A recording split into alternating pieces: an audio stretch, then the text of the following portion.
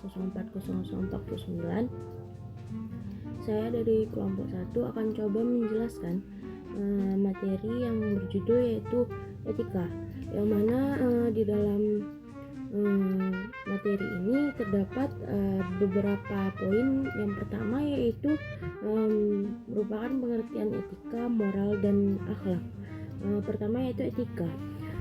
Etika adalah ilmu yang mempelajari tentang baik dan buruknya perilaku manusia serta kewajiban, hak, dan tanggung jawab individu dalam kehidupan bermasyarakat.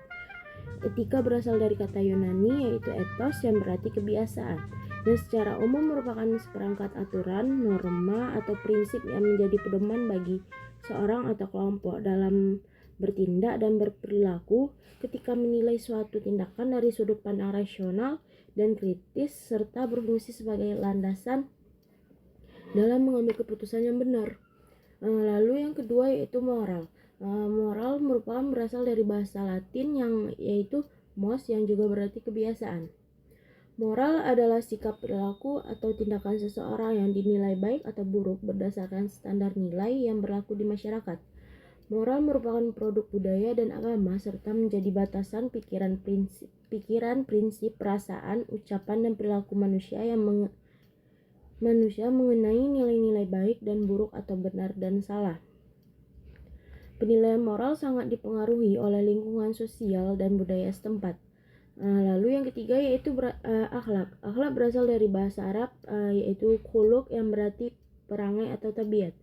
Dalam istilah akhlak adalah sifat jiwa yang mendorong seseorang melakukan perbuatan secara spontan tanpa pertimbangan pikiran terlebih dahulu. Akhlak sangat erat kaitannya dengan nilai-nilai agama, khususnya dalam Islam, di mana akhlak mencerminkan budi pekerti atau kelakuan yang didorong oleh keimanan kepada Allah Subhanahu wa taala.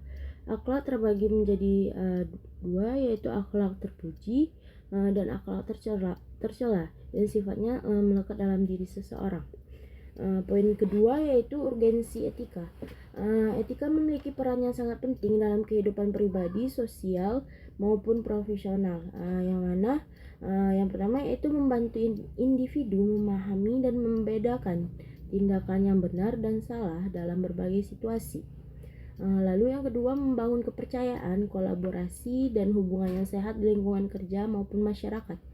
Yang ketiga, mencegah terjadinya praktik-praktik negatif seperti korupsi, diskriminasi, dan penyalahgunaan kekuasaan. Yang keempat, mendorong terciptanya keadilan sosial, kepemimpinan yang berkualitas, serta lingkungan yang harmonis dan berkelanjutan.